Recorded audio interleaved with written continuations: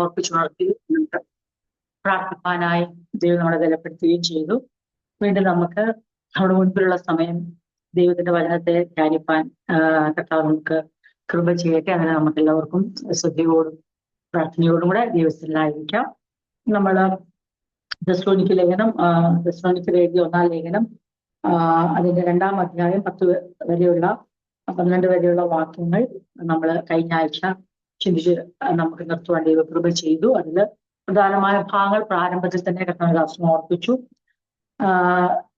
അപ്പോസ്തലനായ പൗലോസ് തെസ്സലോനിക്ക വിശ്വാസികളുടെ ഗുണഗണങ്ങളെ കുറിച്ച് വളരെ വ്യക്തമായി പറയുകയും അവരുടെ വിശ്വാസം, അവരുടെ സ്നേഹം, അവരുടെ പ്രത്യാശ, അതുപോലെ തന്നെ അവരുടെ മാതൃക, അവരെക്കുറിച്ചുള്ള പ്രസിദ്ധി, വിശ്വാസം, അവരുടെ വിശ്വാസത്തെക്കുറിച്ചുള്ള പ്രസിദ്ധി ദേശത്തൊക്കെയും പരന്നതും അവരെ എത്രത്തോളം അവരുടെ ജീവിതത്തിന്റെ സാക്ഷ്യങ്ങൾ എത്രത്തോളം വ്യക്തമായി തെളിവായി വന്നു, അതെല്ലാം അപ്പോസ്തലൻ സാക്ഷീകരിക്കുന്നത് കഴിഞ്ഞ ആഴ്ചകളിലൊക്കെ നമ്മൾ ചിന്തിച്ചു. അത് കഴിഞ്ഞ അപ്പോസ്തലൻ അവരോട് പറഞ്ഞ ഒരു ഭാഗത്തിന്റെ അടിസ്ഥാനത്തിലാണ് 2-ാം അധ്യായം നമ്മൾ ചിന്തിക്കുന്നത്. 1-ാം അധ്യായം 6-ാം വാക്യത്തില്, 1-ാം അധ്യായം 5-ാം വാക്യത്തിന്റെ അവസാന ഭാഗം, 1-ാം അധ്യായം 5-ാം വാക്യത്തിന്റെ അവസാന ഭാഗം, നിങ്ങളുടെ നിമിത്തം ഞങ്ങൾ നിങ്ങളുടെ ഇടയിൽ എങ്ങനെ പെരുമാറി എന്ന് അറിയുന്നുവല്ലോ. അപ്പം അവര് എങ്ങനെയാണ് അപ്പോസ്തലനും കൂട്ടരും തെസ്സലോനിക്ക സഭയിൽ പെരുമാറിയത് എന്നുള്ളത് വ്യക്തമാക്കുന്ന ഭാഗങ്ങളാണ് 2-ാം അധ്യായം നമ്മൾ ചിന്തിച്ചുകൊണ്ടിരുന്നത്. ഒരു സത്യവേലക്കാരന്റെ യോഗ്യതകൾ എന്തൊക്കെയാണ്, അവരുടെ ഗുണങ്ങൾ എന്തൊക്കെയാണെന്ന് ഈ ചിന്തിക്കുന്ന കൂട്ടത്തിൽ നമുക്ക് ചിന്തിപ്പാൻ ദൈവം കൃപ ചെയ്യുന്നു. അതുപോലെ കഴിഞ്ഞ ആഴ്ച നമ്മൾ ചിന്തിച്ച് നിർത്തിയ ഭാഗങ്ങള് നമുക്ക് വീണ്ടും ഓർമ്മിക്കപ്പെട്ടതുകൊണ്ട് കൂടുതൽ അത് പ്രയോജനകരമായി തീർന്നു എന്ന് ഞാൻ മനസ്സിലാക്കുന്നു. അപ്പം സത്യവേലക്കാരൻ ട്രസ്റ്റ് ഗോഡ്, അവര് കർത്താവിനെ വിശ്വസിക്കുന്നു പൂർണ്ണമായിട്ടും. അവര് ദേ ആർ സിൻസിയർ, അവര് വളരെ പരമാർത്ഥ ഹൃദയമുള്ളവരായിരിക്കും. അതുപോലെ നമ്മൾ കഴിഞ്ഞ ആഴ്ച ചിന്തിച്ചൊരു കാര്യമാണ്, their purpose is to please God, not men. അവരുടെ ഉദ്ദേശം എന്ന് പറയുന്നത് ദൈവത്തെ പ്രസാദിപ്പിക്കുക എന്നതാണ്, മനുഷ്യരെ അല്ല. അത് നമുക്ക് അവരെ തിരിച്ചറിയാൻ നമുക്ക് സാധിക്കുന്ന കാര്യങ്ങളാണ്, ഗുണഗണങ്ങളാണ്, യോഗ്യതകളാണ്. അതുപോലെ തന്നെ true ministers love God completely. അവർ ദൈവത്തെ പൂർണ്ണമായി സ്നേഹിക്കുന്നവരായിരിക്കും. and they practice what they preach. അവരെന്ത് പ്രസംഗിക്കുന്നോ അത് ജീവിതത്തിൽ പകർത്തുവാൻ, പ്രായോഗികമാക്കാൻ തങ്ങളാലാവോളം ശ്രമിക്കുന്നവരായിരിക്കും. ആൻഡ് അവരുടെ ഒരു വലിയൊരു പ്രത്യേകതയാണ്, they themselves are changing and growing. അവർ തന്നെ രൂപാന്തരപ്പെട്ട് വളരുന്നവരായിരിക്കും. അവർക്ക് സ്വയം മാറ്റം ആവശ്യമാണെന്നും രൂപാന്തരം ആവശ്യമാണെന്നും എന്ന് തിരിച്ചറിഞ്ഞ് ആ ട്രാൻസ്ഫോർമേഷന് വേണ്ടി ഏൽപ്പിച്ചു കൊടുക്കുകയും അങ്ങനെ ദിനംതോറും തങ്ങൾ വളരുന്നവര് ആയിരിക്കും. ഇത് സത്യവേലക്കാർ അങ്ങനെയായിരിക്കും. യഥാർത്ഥമായി ദൈവത്തെ സ്നേഹിക്കുന്ന, സിൻസിയർ ആയിരിക്കുന്ന, ദൈവത്തെ പ്രസാദിപ്പിക്കുന്ന കർത്താവിന്റെ വേലക്കാർ, അവർക്ക് അറിയാം അവരുടെ ജീവിതത്തിൽ രൂപാന്തരം ആവശ്യമാണ് എന്ന് അറിഞ്ഞുകൊണ്ട് അവർ ദൈവത്തിന്റെ സന്നിധിയിൽ വളരുന്നവര് ആയിരിക്കും. അവർ ദൈവത്തെ പൂർണ്ണ ഹൃദയത്തോടെ സ്നേഹിക്കുന്നവരായിരിക്കും. അവർ പങ്കുവെക്കുന്ന അല്ലെങ്കിൽ അവർ പ്രസംഗിക്കുന്നതിന്റെ അപ്പോസ്തലനായ പൗലോസും പറയുന്നുണ്ട്, ഞാൻ എന്റെ ശരീരത്തെ ദണ്ഡിപ്പിച്ച് അടിമപ്പെടുത്തുന്നത് പലപ്പോഴും ദൈവ ഹിതത്തിനനുസരിച്ച് ജീവിക്കുക എന്നുള്ളത് ഒരു വലിയ എഫേർട്ടാണ്. അതിന് തന്നെത്താൻ ഏൽപ്പിച്ചു കൊടുക്കുന്നതായിട്ട് അപ്പോസ്തലൻ പറയുന്നത് നമുക്കറിയാം. അതുപോലെ തന്നെ അവർക്ക് they get results, അവർക്ക് അതിനുള്ള ഫലം കിട്ടും. എന്തോ ഫലവും ചോദിച്ചാൽ ഒരു വലിയ എന്താ പറയണ്ടേ, വലിയൊരു കൂട്ടം വിശ്വാസത്തിലേക്ക് വരിക എന്നുള്ളതല്ല, പിന്നെ അത് വരുത്താൻ ദൈവശക്തനാണ്. പക്ഷെ വിശ്വാസത്തിലേക്ക് വരുന്നവരുടെ ജീവിതത്തിലും രൂപാന്തരം കാണാൻ അവർക്ക് കഴിയും. അതാണ് അവരുടെ റിസൾട്ട് എന്ന് പറയുന്നത്. അതാണ് ഈ തെസ്സലോനിക്ക സഭയുടെ വളർച്ചയിൽ ഇത്ര അപ്പോസ്തലൻ സന്തോഷിക്കുന്നത്. അവരുടെ ശുശ്രൂഷയിൽ കിട്ടുന്ന റിസൾട്ട് ആണ് ഈ തെസ്സലോനിക്ക സഭയുടെ ഈ വിശ്വാസവും പ്രത്യാശയും സ്നേഹവും അവരുടെ ഈ മാതൃകപരമായ ജീവിതമൊക്കെ. അപ്പോസ്തലന്റെ വിഷയം പറയും, ഇതാണ് ഞങ്ങൾക്ക് ദൈവം തരുന്ന പ്രതിഫലം, ഈ ഭൂമിയിൽ ഞങ്ങളുടെ സന്തോഷവും ആനന്ദവും അതാണ്. they get results, അവർക്ക് അതിനുള്ള ആ റിസൾട്ട് ഉണ്ടാവും.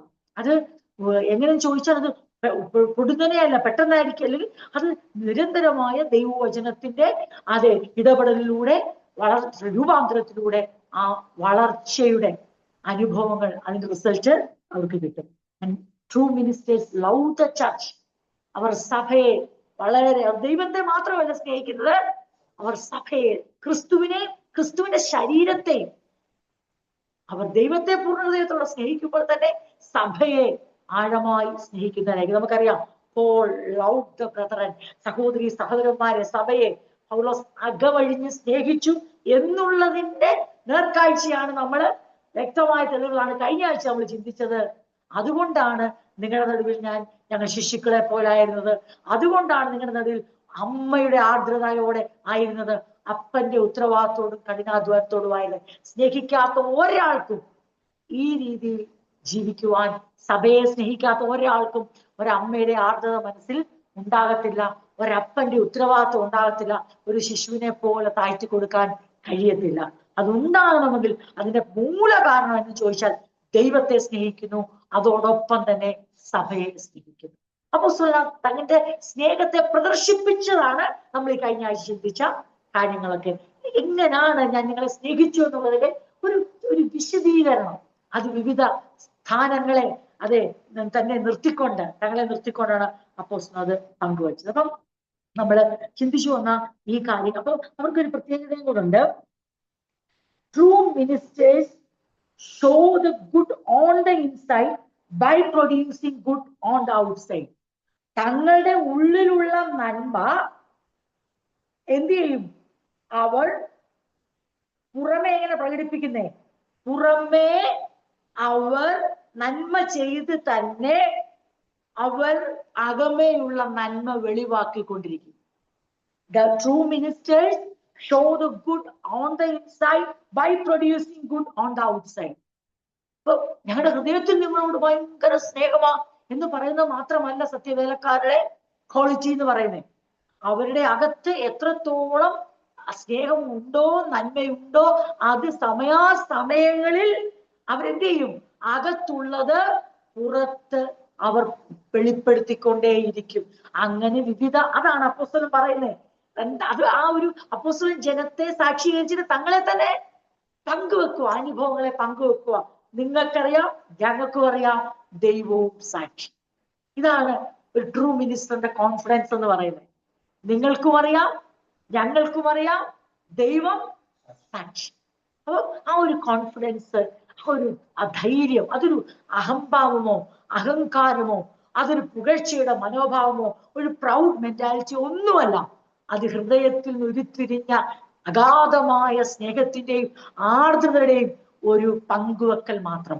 അതാണ് നമ്മൾ ചിന്തിച്ചത്. അപ്പം അത് അപ്പോസ്തലൻ പറഞ്ഞ ഈ കാര്യങ്ങളെ ഒന്ന് ഓർത്തെന്നൊക്കെ ഞാനൊരു സെന്റൻസ് വായിച്ചിരുന്നു. The essence of Christian leadership is not about power or position. It's about healthy relationship and humble loving service. അപ്പൊ നമ്മളുടെ മനസ്സിൽ ഇന്നത്തെ കാലഘട്ടത്തിൽ ക്രിസ്തീയ നേതൃത്വം എന്ന് പറയുന്നത് വല്ലാതെ തെറ്റിദ്ധരിക്കപ്പെട്ടിരിക്കുകയാണ്. പലരും പല സ്ഥാനങ്ങളിലേക്ക് എത്തിപ്പെടാൻ ആഗ്രഹിക്കുന്നത് തന്നെ ഒരു ഹംബിൾ ലവിങ് സർവീസിന് വേണ്ടിയല്ല, മറിച്ച് പവറും പൊസിഷനും മനസ്സിൽ കടന്നു പിടിച്ച് അതിനെ മോഹിച്ചുകൊണ്ടാണ് പലരും അധ്യക്ഷരാകുവാൻ, ലീഡേഴ്സ് ആകുവാൻ, പല മിനിസ്ട്രികളെയും ദൈവം ഏൽപ്പിച്ചിട്ടില്ലാതെ തന്നെ ഞങ്ങളെ ഏറ്റെടുക്കാൻ തയ്യാറാകുന്നത്. അവരുടെ മനസ്സിൽ എന്തുവാണ്? അവരുടെ ഹൃദയത്തിൽ ദ്രവ്യാഗ്രഹം കടന്നു പിടിച്ച് അവരുടെ പവറും പൊസിഷനുമാണ് അവരെ അതിനുവേണ്ടി പ്രേരിപ്പിക്കുന്നത്. എന്നാൽ നമ്മൾ വ്യക്തമായി മനസ്സിലാക്കിയിരിക്കണം, യഥാർത്ഥമായ ക്രിസ്തീയ നേതൃത്വത്തിന്റെ അന്തസത്ത എന്ന് പറയുന്നത്, അതിന്റെ സാരാംശം, അതിനകത്ത് അടങ്ങിയിരിക്കുന്ന എസൻസ് എന്ന് പറയുന്നത് എന്തെന്ന് ചോദിച്ചാൽ, താഴ്മയിലൂടെയും സ്നേഹമുള്ള ശുശ്രൂഷയിലൂടെയും, താഴ്മയും സ്നേഹവും കലർന്ന പരസ്പരമുള്ള തങ്ങളെ തന്നെ കൊടുത്തുകൊണ്ടുള്ള ശുശ്രൂഷയിലൂടെ ആരോഗ്യപരമായ ബന്ധമാണ് ക്രിസ്തീയ നേതൃത്വത്തിന്റെ സാരാംശം, അന്തസ്സത്തെ എന്ന്. അതൊരിക്കലും പവറുമല്ല, പൊസിഷനും. ഇതിനു വേണ്ടിയാണ് ഇന്നത്തെ തലമുറ പല മേഖലകളിലേക്കും എത്തിച്ചേരാൻ ആഗ്രഹിക്കുന്നതും പലരും അധ്യക്ഷ സ്ഥാനം ആഗ്രഹിക്കുന്നു, പലരും പലയിടത്തിരിക്കാൻ, പല കസേരകളെ അലങ്കരിക്കാൻ പലരും ആഗ്രഹിക്കുന്നതിന്റെ പിന്നിൽ ചോദിച്ചു നോക്ക്, അവരുടെ ഉള്ളിൽ ഹംബിൾ ലവിങ് സർവീസിന് വേണ്ടിയുള്ള സമർപ്പണമല്ല, അങ്ങനെ ഒരു റിലേഷൻഷിപ്പ് ഉണ്ടാക്കിയെടുക്കാൻ, ഒരു ആരോഗ്യപരമായ ബന്ധം ഉണ്ടാക്കിയെടുക്കാനുള്ള ഒരു മനസ്സുമില്ല. മറിച്ച് വേഗത്തിൽ ലഭിക്കുന്ന അധികാരത്തിനും പണത്തിനും സ്ഥാനത്തിനും മാനത്തിനും ആയി ഉള്ള നെട്ടോട്ടമാണ് അവരുടെ മനസ്സിൽ എന്താ ഇരിക്കുന്ന ക്രിസ്തീയ നേതൃത്വത്തെ കുറിച്ചുള്ള മനോഭാവം. അത് ദൈവവചനത്തിന് ഘടകവിരുദ്ധമാണ്, യേശുവിന്റെ ഉപദേശത്തിന് പൂർണ്ണമായും എതിരാണ്. ആ ചിന്തകൾ ശിഷ്യന്മാരുടെ ഉള്ളിൽ വന്നപ്പോൾ തന്നെ യേശു അതിനെ തിരുത്തിക്കൊണ്ടവരെ പഠിപ്പിച്ചു. ഒന്നാമനാകാൻ ആഗ്രഹിക്കുന്നെങ്കിൽ നിങ്ങളെ തന്നെ താഴ്ത്തി നിങ്ങൾ അവന്റെ ശുശ്രൂഷക്കാരാകണം.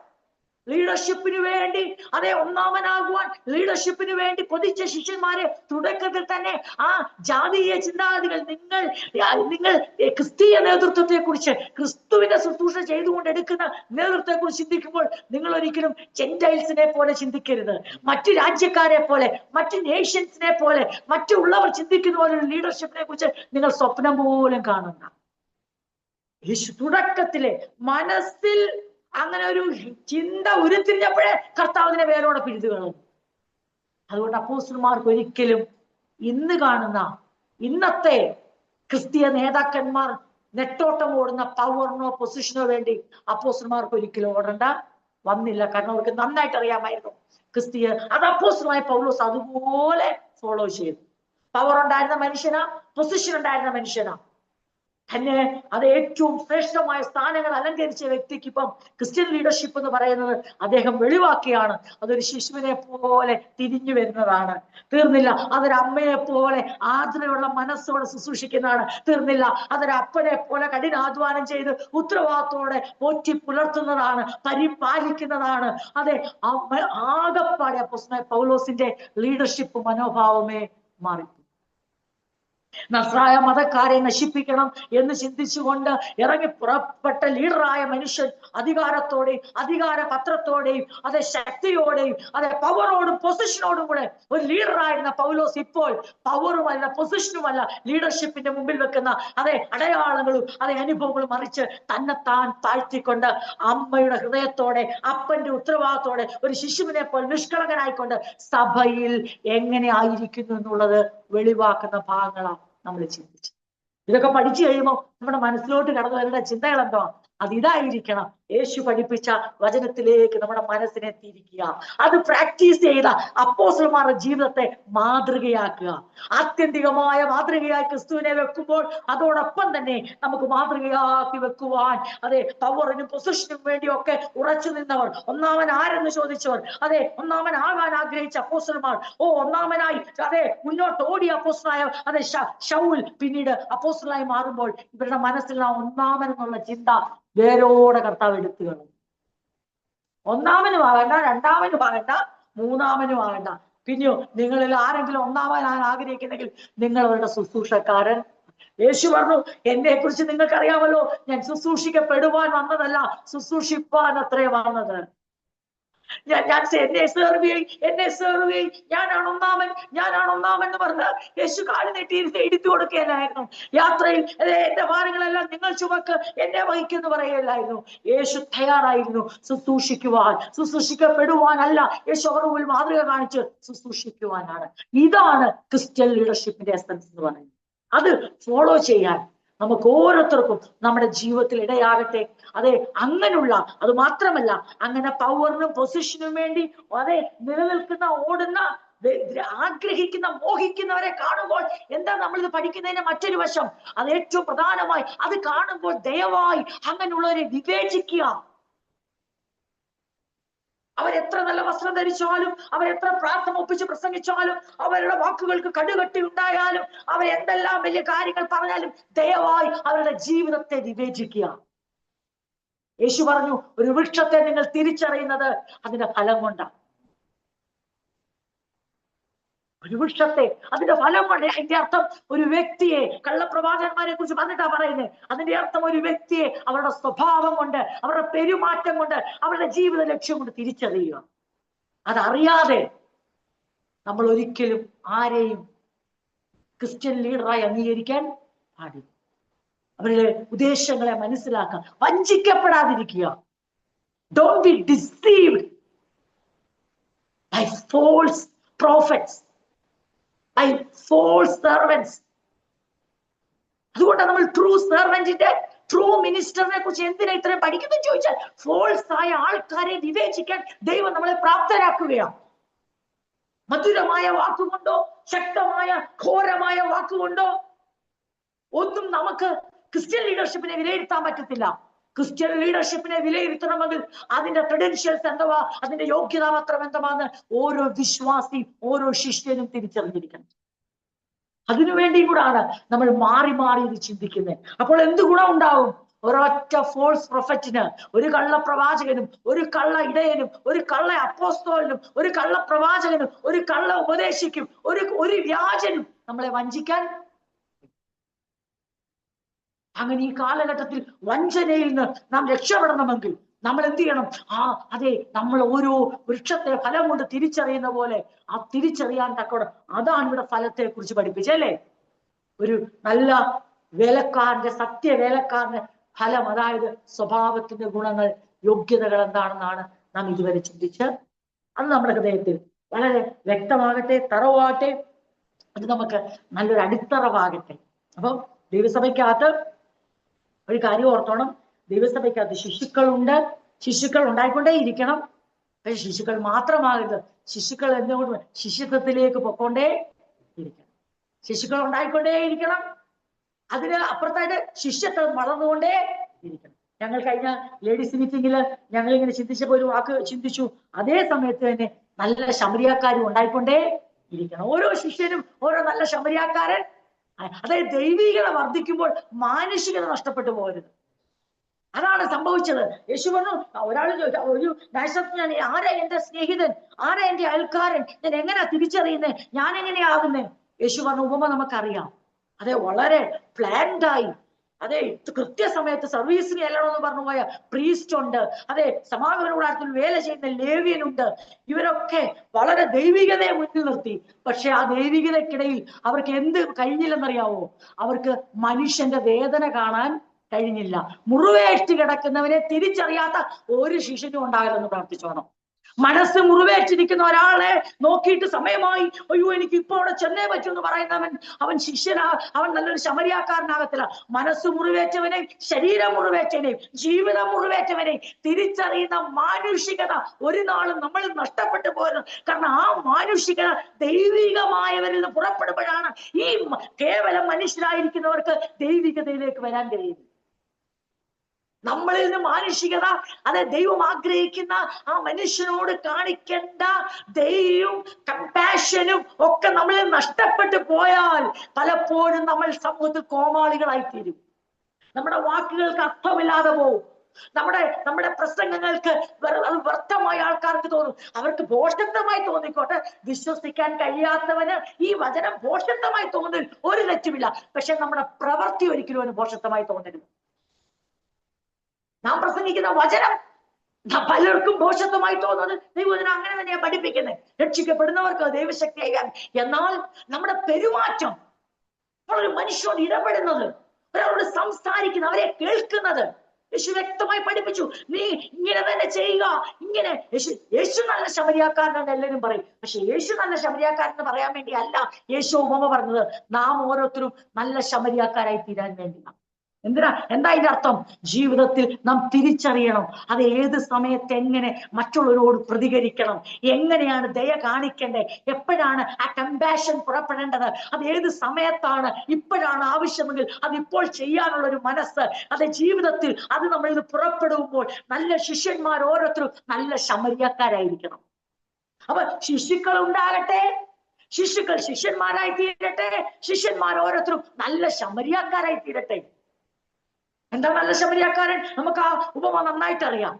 അപ്രതീക്ഷിതമായി ജീവിതത്തിൽ നേരിടുന്ന ഒരു പ്രതിസന്ധിയുടെ മുമ്പിൽ അറിയാത്ത ഒരാളെ തിരിച്ചിങ്ങോട്ടൊന്നും കിട്ടത്തില്ല, കയ്യിലിരിക്കുന്ന അങ്ങോട്ടേ പോകത്തുള്ളൂ. ആ ശമരിയാക്കാരൻ നന്നായിട്ട് അറിയാം, ഈ സത്രത്തിൽ മുടക്കുന്ന പണം തിരിച്ചു മേടിക്കാൻ പറ്റത്തില്ല, ബില്ല് കൊടുക്കാൻ പറ്റത്തില്ല, ഇത് വഴിമധ്യത്തിൽ ഒരു പ്രതിഫലവും ഇച്ഛിക്കാതെ, ഒരു പ്രശംസ ഇച്ഛിക്കാതെ വഴിമധ്യത്തിൽ ഞാൻ ചെയ്യേണ്ട കാര്യമാണ്, അത് ചെയ്യുക എന്നുള്ള ഉത്തരവാദിത്തം എന്റേതാണ് എന്ന് ചെയ്യാൻ മനസ്സുള്ളവന് മാത്രമേ യേശു പറഞ്ഞ നല്ല ശമരിയക്കാരനാകാൻ പറ്റൂ. ഞാൻ ഇയാളെ ഇപ്പൊ സഹായിച്ച എനിക്ക് എന്താ ഗുണം? ഇപ്പൊ ഞാൻ അടയ്ക്കുന്ന ബില്ല് എനിക്ക് തിരിച്ചു കിട്ടുമോ? അവനൊരിക്കലും നല്ല ശമരിയക്കാരനാകാൻ. മറ്റൊരു ഭയങ്കര ബിസിയായിരുന്നു. ഒരു ദൈവിക ദൈവം ഞങ്ങൾക്ക് ഏൽപ്പിച്ച ശുശ്രൂഷ ചെയ്യണം. നോക്കെ, ഒരു നല്ല ശുശ്രൂഷക്കാരൻ, ഒരു നല്ല ശിഷ്യൻ, നല്ല ശമരിയക്കാരനല്ലെങ്കിൽ സമൂഹത്തിൽ നമുക്ക് ക്രിസ്തുവിന്റെ സ്നേഹത്തെ പ്രദർശിപ്പിക്കാൻ. അതെ, ഇതിനെ ബാലൻസ് ചെയ്യാനാണ് ദൈവം നമുക്ക് മാറി മാറി നൽകി. യേശു അത് വളരെയധികം ആഗ്രഹിച്ചു. തമ്മിൽ തമ്മിൽ സ്നേഹിച്ച് നിങ്ങൾ ലോകത്തിൽ എന്റെ ശിഷ്യന്മാരെന്ന് അറിയും. അതേ യേശു പറഞ്ഞു. അതെ, ഇപ്രകാരം ആ ഉപമ നമ്മുടെ മുമ്പിൽ വെച്ചിട്ട് നമ്മുടെ മനസ്സ്, ആർദ്രതയുള്ള ഒരു മനസ്സ് സഭയോട് കാണിക്കുമ്പോൾ തന്നെ, നമ്മുടെ അതെ സഹവിശ്വാസത്തോട് കാണിക്കുമ്പോൾ തന്നെ നമ്മുടെ ജീവിതയാത്രയിൽ ചിലപ്പോൾ നമുക്ക് നമ്മളിൽ നിന്ന് പുറപ്പെടേണ്ട സഹാനുഭൂതിയും അതേ ദയയും ചില അപരിചിതരായിരിക്കാം, അല്ലെങ്കിൽ സഭയോട് ബന്ധപ്പെട്ടവരായിരിക്കത്തില്ല. പക്ഷെ അവിടെ നമ്മൾ നമ്മുടെ ജീവിതത്തിൽ നമ്മുടെ ഉള്ളിലുള്ള ക്രിസ്തുവിന്റെ സ്നേഹത്തെ പ്രകടിപ്പിക്കാൻ ദൈവം ചില വഴികളെ തുറക്കുമ്പോൾ അവിടെ നാം കണ്ടില്ല കേട്ടില്ല എന്ന് ഒരിക്കലും മുഖം തിരിച്ചു പോകരുത്. അവർ രക്ഷിക്കപ്പെടുമോ ഇല്ലയോ എന്നുള്ളതല്ല, അവർ അടച്ച പണം തിരികെ കിട്ടുമോ എന്നുള്ളതല്ല, അവരെ സഹായിക്കുന്നതിന് വല്ല ഗുണമുണ്ടോ എന്നുള്ളതല്ല. പിന്നെയോ അവിടെ നമുക്ക് ദൈവം ഒരു ഓപ്പർച്യൂണിറ്റി തരുക, ഒരു ഡിസൈപ്പിളിന് ഒരു ഗുഡ് സാമരിറ്റനാകാൻ. അവിടെ നമ്മൾ എന്റെ ഉത്തരവാദിത്വം ഇതൊക്കെ ഉള്ളൂ എനിക്ക് എന്ന് പറയുന്ന അതിനുള്ള വിവേകം ദൈവം തരും. ആ ദൈവിക വിവേകം അനുസരിച്ച് പെരുമാറുവാൻ കർത്താവ് നമ്മളെ സഹായിക്കും. അപ്പൊ സഭയ്ക്കകത്ത് ആത്മാർത്ഥമായി പ്രാർത്ഥിക്കണം. ശിശുക്കൾ ജനിക്കട്ടെ, ശിശുക്കൾ ജനിച്ചുകൊണ്ടേയിരിക്കട്ടെ, ശിശുക്കൾ വളർന്നുകൊണ്ടേയിരിക്കട്ടെ, ശിഷ്യന്മാർ വളർന്നുകൊണ്ടേയിരിക്കട്ടെ, നല്ല ശമരിയാക്കാർ അത് വെളിപ്പെട്ടുകൊണ്ടേയിരിക്കട്ടെ, ആ സ്വഭാവ ഗുണങ്ങൾ ലോകം അറിയട്ടെ. ക്രിസ്തുവിന്റെ ശുശ്രൂഷ അതുപോലെ അത് ക്രിസ്തു വെളിപ്പെടുത്തിയില്ലേ? എത്രയോ പ്രാവശ്യം കർത്താവ് ആ നല്ല ശമരിയാക്കാരന്റെ ഉപമ പറഞ്ഞപ്പോൾ കർത്താവ് തന്റെ ജീവിതം കൊണ്ട് അത് വ്യക്തമായി വെളിപ്പെടുത്തി. എന്നിട്ട് പറഞ്ഞോ, നീ പോയി എന്നെ നല്ല ശമരിയാക്കാരനെ പ്രസംഗിക്കാനല്ല പറഞ്ഞേ, നീ പോയി അങ്ങനെ തന്നെ ചെയ്യുക. നീ പോയി എല്ലായിടത്തും എന്നെ നല്ല ശമരിയാക്കാരന് പ്രസംഗിക്കാൻ യേശു, നീ പോയി അങ്ങനെ തന്നെ ചെയ്യുക. അപ്പോ നീ അവന്റെ നല്ല സ്നേഹിതനാവും, നീ അവന്റെ നല്ല അയൽക്കാരൻ. A friend in need is a friend in deed എന്ന് പറയുന്ന പോലെ ഒരാവശ്യത്തിൽ ഉതകുന്ന സുഹൃത്താണ് നിശ്ചയമായും നമ്മുടെ സുഹൃത്ത് എന്ന് പറയുന്ന അതാ യേശു പറഞ്ഞതിന്റെ അർത്ഥം. അവന് ചോദിച്ചതിന് വ്യക്തമായ ഉത്തര ഉപമയിലൂടെ കർത്താവ് കൊടുത്തു. നമുക്ക് മനസ്സിലാകുന്ന ലളിതമായ ഭാഷയിലൂടെ സംഭവങ്ങളിലൂടെ ദൈവം നമ്മളോട് സംസാരിക്കുന്നത് എന്നാണെന്നറിയാവോ? നമ്മള് തിയററ്റിക്കലായി അങ്ങ് നിൽക്കാനല്ല, ബി പ്രാക്ടിക്കൽ, ബി പ്രാക്ടിക്കൽ. നമുക്ക് ക്രിസ്തീയ ജീവിതത്തെ പ്രായോഗികമാക്കിക്കൊണ്ട് ക്രിസ്തുവിന്റെ സന്ദേശത്തെ പരത്താം, ക്രിസ്തുവിന്റെ മഹത്വത്തെ ഉയർത്താം, നമ്മുടെ ജീവിതത്തെ മാതൃകയുള്ളതാക്കി നമുക്ക് കാത്തു സൂക്ഷിക്കാം. അപ്പോ അങ്ങനെ നമ്മൾ ചിന്തിച്ചു. ഇനി നമ്മൾ ചിന്തിക്കേണ്ട ഭാഗം എന്ന് ചോദിച്ചാൽ 12 വരെ നമ്മൾ ചിന്തിച്ചു. എന്തിനാണ് ഞാൻ നിങ്ങളുടെ നടുവിൽ ഇങ്ങനെ ആയിരിക്കുന്നത് ചോദിച്ചാൽ, നിങ്ങൾ ഓരോരുത്തരുടെ അപ്പൻ മക്കളെ എന്ന് പ്രബോധിപ്പിച്ചു, ഉത്സാഹിപ്പിച്ചു, സാക്ഷ്യം പറഞ്ഞു പോന്നു എന്ന് നിങ്ങൾക്ക് അറിയാമല്ലോ. അതായത് അവസാനത്തെ വാക്യം 12ാമത്തെ വാക്യം ഇങ്ങനെയാണ്: നിങ്ങളെ അവിടുത്തെ രാജ്യത്തിലേക്കും മഹത്വത്തിലേക്കും വിളിക്കുന്ന ദൈവത്തിന് യോഗ്യരായി ജീവിതം നയിക്കാൻ നിങ്ങളെ പ്രോത്സാഹിപ്പിക്കാനും ആശ്വസിപ്പിക്കാനും ഉത്തേജിപ്പിക്കാനുമാണ് ഇപ്രകാരം പെരുമാറിയത്. അപ്പൊ നമുക്ക് ആ ഭാഗം അങ്ങനെ കൊണ്ട് നിർത്താം അല്ലെ? 1:5 തുടങ്ങിയത് എന്താ? ഞങ്ങൾ നിങ്ങളുടെ ഇടയിൽ എങ്ങനെ പെരുമാറി എന്ന് നിങ്ങൾ അറിയുന്നുവല്ലോ. എങ്ങനെയൊക്കെ പെരുമാറി എന്ന് നമ്മൾ ചിന്തിച്ചിട്ട് പെരുമാറിയതിന്റെ ഉദ്ദേശം കൂടെ പറയുക. എന്തിനാ ഞങ്ങൾ ഇങ്ങനെ പെരുമാറിയെന്നറിയാമോ? നിങ്ങളെ അവിടുത്തെ രാജ്യത്തിലേക്കും മഹത്വത്തിലേക്കും 1:12 ഞാൻ വായിക്കുന്നത്, വിളിക്കുന്ന 2:12 വിളിക്കുന്ന ദൈവത്തിന് യോഗ്യരായി ജീവിതം നയിക്കാൻ നിങ്ങളെ പ്രോത്സാഹിപ്പിക്കാനും ആശ്വസിപ്പിക്കുവാനും ഉത്തേജിപ്പിക്കാനുമാണ് ഇപ്രകാരം പെരുമാറുന്നത്. പലരും വിചാരിക്കുന്നേ മറ്റു പല ഉദ്ദേശങ്ങളാ. നമ്മള് ഒരു ട്രൂ മിനിസ്റ്ററിന്റെ ക്രെഡൻഷ്യൽസ് ഒക്കെ അറിയുമ്പോൾ ജീവിത രീതി അല്ലെ നമ്മൾ പരസ്പരം ഒക്കെ ഇങ്ങനെ പെരുമാറുമ്പോൾ ആൾക്കാരുടെ വിചാരം നമുക്കെന്തോ ദുരുദ്ദേശം ഉണ്ടെന്നാ. അയ്യോ, നമുക്കെന്തോ ദുരുദ്ദേശമാ. അല്ല പിന്നെ പിന്നെ അന്ന് പിന്നെ ഇവിടുന്ന് ഇങ്ങനെയൊക്കെ സ്നേഹിക്കാൻ പറ്റുമോ? ഇങ്ങനെ നിങ്ങൾക്ക് അറിയത്തില്ലെന്നേ, ഇതൊക്കെ ഇതിന്റെയൊക്കെ പിന്നിൽ അതിനൊക്കെ കാരണങ്ങൾ ഉണ്ടെന്നേ. അപ്പൊ നമ്മൾ എന്ത് ഉത്തരം കൊടുക്കണം? അപ്പോസ്തലനായ നമ്മളുടെ പെരുമാറ്റം അപ്പോസ്തലനെയും കൂട്ടരെയും പെരുമാറ്റം പോലെ ആണെങ്കിൽ, അല്ലെങ്കിൽ അങ്ങനെ ആകാനുള്ള ശ്രമത്തിലാണെങ്കിൽ, അങ്ങനെ പെരുമാറുന്നു എങ്കിൽ നമ്മുടെ ആർദ്രതയും നമ്മുടെ ഉത്തരവാദിത്വവും നമ്മുടെ നിഷ്കളങ്കതയും നമ്മുടെ ജീവിതത്തിന്റെ രൂപാന്തരവും കണ്ടിട്ട് പലർക്കും അങ്ങോട്ട് മനസ്സിലാകുന്നില്ല. അപ്പോഴും ആൾക്കാർ നമ്മളെ സംശയിക്കുവാണെങ്കിൽ അവരോട് പറയേണ്ട ഉത്തരം, അല്ലെങ്കിൽ നമ്മുടെ പെരുമാറ്റത്തിൽ നാം നമ്മോട് തന്നെ പറയേണ്ട കൺഫർമേഷൻ ഇതാണ്. ഞാനത് ഒന്നുകൂടെ വായിക്കുന്നു. എന്തിന് ഞങ്ങൾ ഇങ്ങനെ പെരുമാറി? നിങ്ങളെ അവിടുത്തെ രാജ്യത്തിലേക്കും മഹത്വത്തിലേക്കും വിളിക്കുന്ന ദൈവത്തിന് യോഗ്യരായി ജീവിതം നയിക്കാൻ നിങ്ങളെ പ്രോത്സാഹിപ്പിക്കാനും ആശ്വസിപ്പിക്കുവാനും ഉത്തേജിപ്പിക്കാനുമാണ് ഇപ്രകാരം പെരുമാറി. അപ്പൊ നമ്മുടെ പെരുമാറ്റത്തിന് ഉദ്ദേശമുണ്ട്, ഇല്ലെന്ന് പറഞ്ഞാൽ കള്ളം അല്ലേ? ഇങ്ങനെ ഒരു അമ്മയെ പോലെ ആർദ്രത കാണിക്കുന്നതിനും ഈ അപ്പനെ പോലെ കഠിനാധ്വാനം ചെയ്യുന്നതിനും അവകാശങ്ങളും മാനങ്ങളും ഒക്കെ അറിയാമായിട്ടും അറിയാത്തവരെ പോലെ ഒരു നവജാത ശിശുവിനെ പോലെ പെരുമാറുന്നതിന് വ്യക്തതയുണ്ട്, ഇല്ലെന്ന് പറഞ്ഞാൽ അത് കള്ളമാണ്. അതിനൊരു വ്യക്തമായ കാരണമുണ്ട്, അതിനൊരു സോളിഡ് റീസൺ ഉണ്ട്, അതിനെ ഡിഫൈൻ ചെയ്യുന്നുണ്ട്. അപ്പോസ്തലൻ ഇവിടെ വ്യക്തമായി അതിനെ നിർവചിക്കുന്നുണ്ട്. അപ്പൊ നമുക്കും പറയാം, ഞങ്ങൾ എന്തിനിങ്ങനെ മൗനമായിരിക്കുന്നു?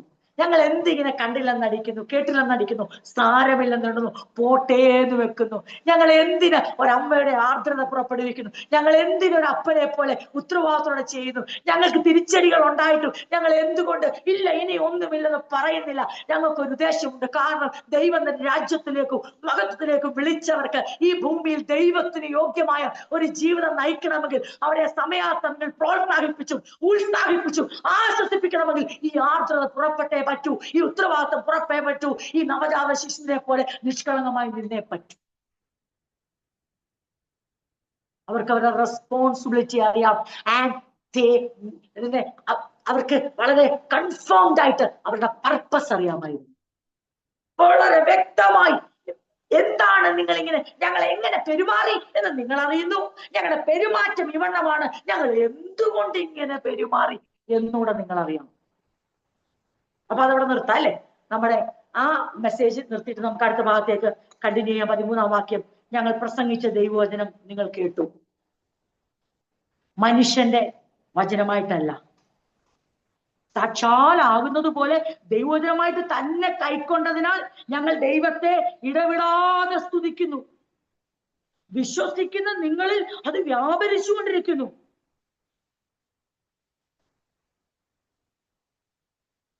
ഞങ്ങളിൽ നിന്ന് കേട്ട ദൈവവചനം നിങ്ങൾ സ്വീകരിച്ചത് കേവലം മാനുഷിക വാക്കുകളായിട്ടല്ല, അത് യഥാർത്ഥത്തിൽ ആയിരിക്കുന്നത് പോലെ ദൈവത്തിന്റെ വചനമായിട്ട് തന്നെയായിരുന്നു. വിശ്വസിക്കുന്ന നിങ്ങളിൽ ഇപ്പോഴും അത് പ്രവർത്തന നിരതമായിരിക്കുന്നു. അത് നിമിത്തം ഞങ്ങൾ ദൈവത്തിന് നിരന്തരം സ്തോത്രം ചെയ്യും.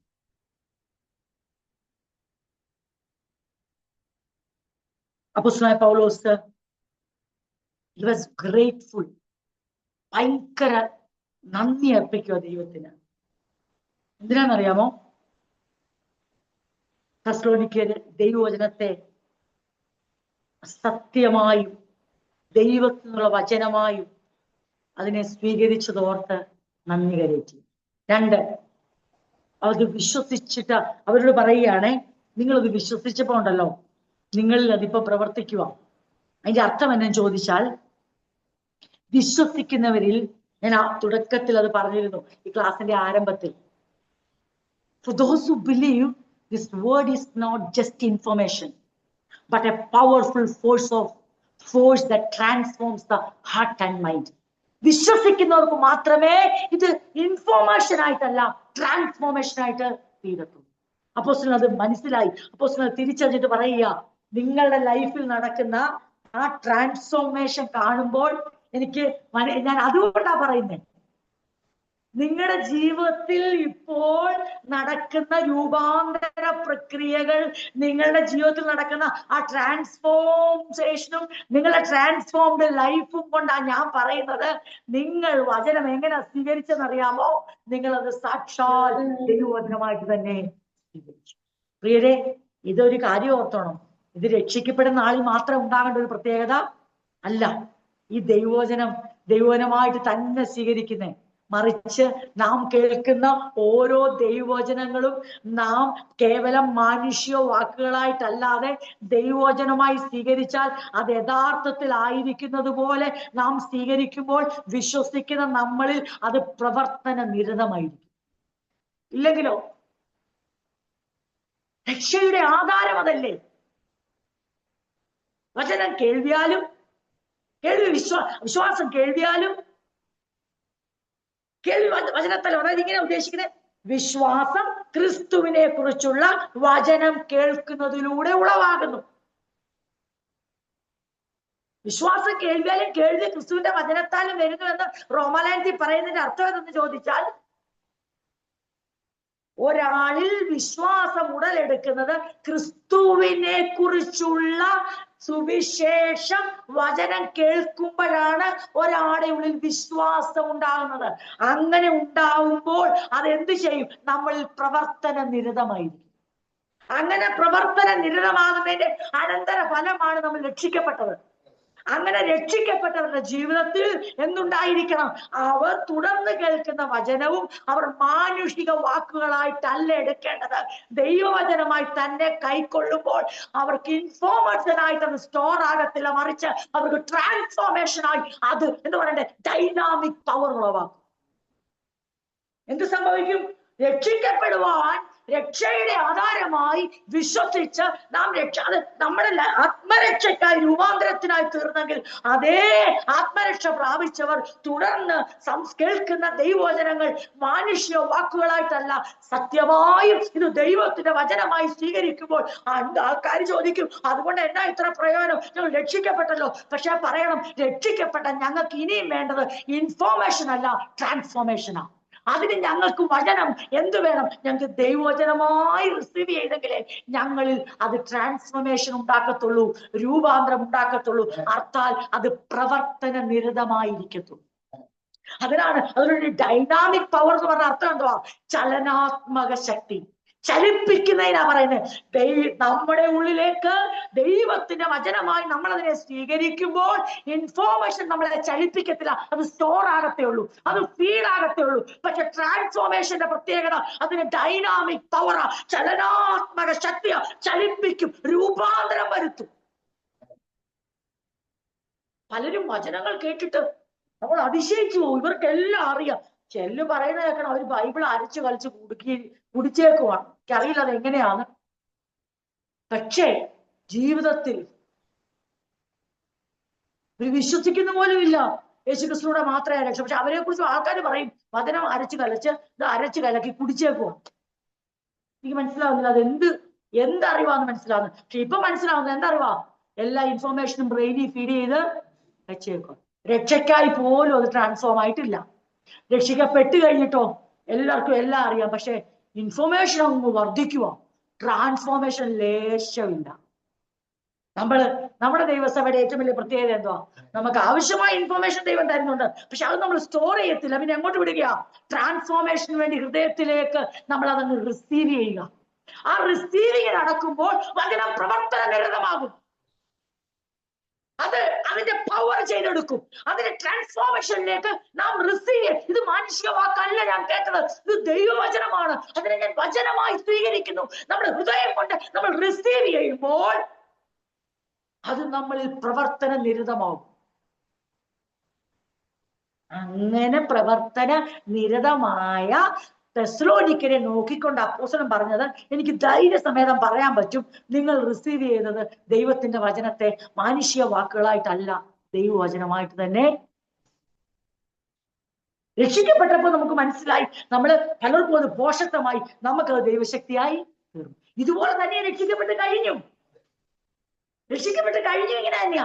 സഭായോഗത്തിൽ ദൈവവചനം പ്രസംഗിക്കുന്നു, കൂട്ടായ്മയിൽ ദൈവവചനം. കുറെ പേർക്ക് തോന്നുന്നു ഒരു പഠിപ്പിലാണ്, ആ ഭാഗം പഠിപ്പിക്കുന്നു. എനിക്കിപ്പോ ദൈവവചനമായി ഇതൊക്കെ അറിവാണെന്ന് പറഞ്ഞ് ചിന്തിക്കുന്നവർക്ക് അത് ഇൻഫോർമേഷനായി സ്റ്റോർ ആകുമ്പോൾ ഇല്ല, ഇത് ദൈവം എന്നോട് സംസാരിക്കുകയാണ്, എന്റെ രൂപാന്തരത്തിന് വേണ്ടി, എന്റെ ജീവിതത്തിന് വേണ്ടി, എന്റെ ദൈവത്തിന്റെ ഇതത്തിനനുസരിച്ച് ദൈവത്തെ പ്രസാദിപ്പിക്കാൻ ഞാൻ വളർന്നു വരേണ്ടത്, ദൈവത്തിന് കൊള്ളാവുന്ന വ്യക്തിയെ തീരേണ്ടത്. ഞാനിതിനെ മാനുഷിക വചനമായിട്ടല്ല, രക്ഷിക്കപ്പെടുവാൻ ദൈവം എന്നോട് സംസാരിച്ചപ്പോൾ ആ വചനത്തെ പലർക്കും പോഷകമായപ്പോൾ എനിക്ക് ദൈവശക്തിയായി വ്യാപരിച്ചത് ഞാനത് വിശ്വാസത്തോടെ സ്വീകരിച്ചുകൊണ്ടാണ്. ഞാൻ എൻ്റെ തുടർന്നുള്ള ജീവിതത്തിൽ എപ്പോൾ ദൈവവചനം കേട്ടാലും എന്നോട് ദൈവം സംസാരിക്കുന്ന എനിക്ക് ബോധ്യമുണ്ടെങ്കിൽ തീർച്ചയായും ഞാനത് മാനുഷിക വാക്കുകളായിട്ട് എടുക്കത്തില്ല. ഞാൻ ദൈവിക വചനമായിട്ട് ഞാൻ അതിനെ സ്വീകരിക്കുമ്പോൾ അത് എൻ്റെ ഉള്ളിൽ രൂപാന്തരം വരുത്തിക്കൊണ്ടേയിരിക്കും. ആ രൂപാന്തരം കാണുമ്പോൾ മറ്റുള്ളവർ പറയും, ശുശ്രൂഷിക്കുന്നവർ പറയും, വചനം പഠിപ്പിക്കുന്നവർ പറയും, പലരും പറയും, എനിക്കൊരു കാര്യം മനസ്സിലായി, നിങ്ങൾ ഈ കൂട്ടായ്മയിൽ വെറുതെ പങ്കെടുക്കുവല്ല, നിങ്ങൾ വെറും കേൾവിക്കാരല്ല. അപ്പോസ്തലൻ പറഞ്ഞ പോലെ നിങ്ങൾ ദൈവവചനത്തെ ഒരിക്കൽ മാത്രം അതേ വിശ്വാസത്താൽ സ്വീകരിച്ചതല്ല, നാൾതോറും ദൈവവചനമായി സ്വീകരിക്കുന്നതിന്റെ രൂപാന്തരം നിങ്ങൾ കാണാൻ കഴിയുന്നുണ്ട്. സോ നമ്മളെന്താ ഇൻഫോർമേഷന് വേണ്ടിയാണോ അതോ ട്രാൻസ്ഫോർമേഷന് വേണ്ടിയാണോ എന്ന് വീണ്ടും നമ്മുടെ ജീവിതത്തിൽ നമ്മോട് തന്നെയാ ചോദ്യം ചോദിക്കും. അപ്പോസ്തലൻ അതാണ് പറയുന്നത്, ഞങ്ങളിൽ നിന്ന് കേട്ട ദൈവവചനം നിങ്ങൾ സ്വീകരിച്ചത് കേവലം മാനുഷിക വാക്ക്. അതെന്താ കാര്യം എന്നറിയാം, പറയുന്നുണ്ട് അടുത്ത വാക്യങ്ങളിൽ, അത് പറയുന്നുണ്ട് അവരുടെ how they face sufferings and challenges. അത് അപ്പോസ്തലൻ വ്യക്തമായി ഇവർക്ക് സോളിഡ് ഫൗണ്ടേഷൻ കിട്ടി, ഇവർ മെസ്സേജ് റിസീവ് ചെയ്യുന്നുണ്ടെന്നുള്ളത് യഥാർത്ഥത്തിൽ ആയിരിക്കുന്ന പോലെ ദൈവത്തിന്റെ വചനമായിട്ട് തന്നെയായിരുന്നു വിശ്വസിക്കുന്നത്. നിങ്ങൾ ഇപ്പോഴും ഞങ്ങളെവിടെയില്ല, പക്ഷെ വിശ്വസിക്കുന്ന നിങ്ങളിൽ ഇപ്പോഴും ഈ കത്തെഴുതുന്ന സമയത്തും അത് പ്രവർത്തന നിരതമായിരിക്കുന്നു. അതാണ് വചനത്തെ വചനമായി റിസീവ് ചെയ്താൽ ഉള്ള പ്രത്യേകതയാണ്. കൂട്ടായ്മ കഴിയും, പക്ഷെ നമ്മുടെ ലൈഫിൽ ട്രാൻസ്ഫോർമേഷൻ നടന്നുകൊണ്ടേ ഇരിക്കും. നമുക്ക് ആശ്വാസം കിട്ടിക്കൊണ്ടേ ഇരിക്കും, നമുക്ക് എൻകറേജ്മെന്റ് കിട്ടിക്കൊണ്ടേ ഇരിക്കും, നമ്മളെ ഉത്സാഹിപ്പിച്ചുകൊണ്ടേ ഇരിക്കും. കാരണം എന്തോ, വചനം നമ്മൾ വചനമായി റിസീവ് ചെയ്തുകൊണ്ട് അതിന്റെ ക്രിയ ചെയ്തുകൊണ്ടേ. മാനുഷിക വാക്കുകളായിട്ട് റിസീവ് ചെയ്താലോ നത്തിങ്. നമ്മൾ കേട്ട സുവിശേഷം എത്ര പേര് കേട്ടതാ? നമ്മൾ കേട്ട അതേ സുവിശേഷം എത്ര പേര് കേട്ടു? Still they are sinners. ഇപ്പോഴും ഒരു പാപികൾ, നമ്മളോ ദൈവമക്കൾ. എന്താ നമ്മളത് വിശ്വസിച്ചപ്പോൾ ദൈവശക്തിയായി നമ്മളിൽ വ്യാപരിച്ചു. ഇതുപോലെ തന്നെയാ പ്രിയപ്പെട്ടവരെ വിശ്വസിച്ചതിന് ശേഷവും. എന്താ പലരും വളരാത്ത? എന്താ പലർക്കും സ്വഭാവത്തിനൊരു മാറ്റവും ഇല്ലാത്ത? പ്രസംഗത്തെ വിലയിരുത്തിയത് കൊണ്ടോ, പ്രസംഗം അതൊക്കെ നല്ല കാര്യമാ, എൻകറേജ് ചെയ്യും, പക്ഷെ ഇതുകൊണ്ടൊന്നും ട്രാൻസ്ഫോർമേഷൻ ഉണ്ടാകത്തില്ല. Receive the word as God's word, not human words. കേൾക്കുന്ന വചനം ദൈവത്തിന്റെ വചനമായി ഉള്ളിലേക്ക് സ്വീകരിക്കുമ്പോൾ അത് തെളിയിച്ചു തരും. അത് നമ്മളിൽ ഡൈനാമിക് പവർ ഉളവാക്കും, ചലനാത്മക ശക്തി ഉളവാക്കും. ജീവിതത്തിന്റെ എല്ലാ മേഖലകളിലും വിശ്വസിച്ച് സ്വീകരിച്ച വചനം പ്രവർത്തന നിരതമായിരിക്കും.